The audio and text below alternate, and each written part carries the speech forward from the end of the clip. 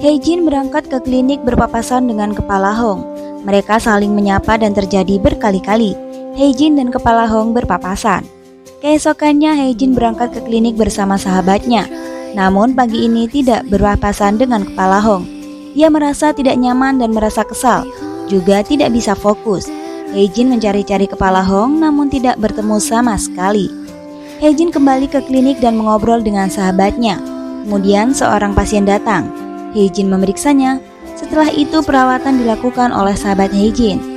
Pasien tersebut pulang. Ketika Hae-jin hendak pulang, seorang warga menghampiri. Ia meminta Hae-jin menghadiri acara perkumpulan pemilik bisnis di kota Gyeonggi. Saat di perkumpulan, Hae-jin mencari Kepala Hong, namun tidak ada. Kemudian Kepala Hong datang, ia bukannya tidak ada melainkan terlambat datang.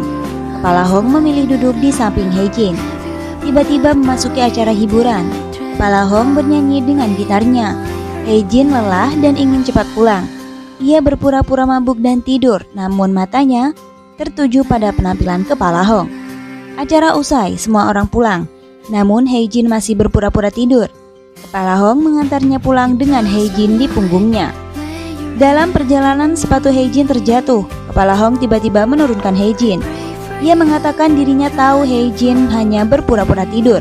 Kemudian Kepala Hong menegur Hae-jin. Hae-jin kesal. Kemudian ia pulang meninggalkan Kepala Hong. Pasien yang sama datang lagi. Ketika pasien tersebut mendapatkan perawatan dari asisten Hae-jin, dengan sengaja ia melakukan pelecehan. Beruntung pada saat itu Hae-jin masuk ke dalam ruang pemeriksaan dan mengetahuinya. Pada saat yang sama, nenek yang pernah menjadi pasien Hae-jin datang.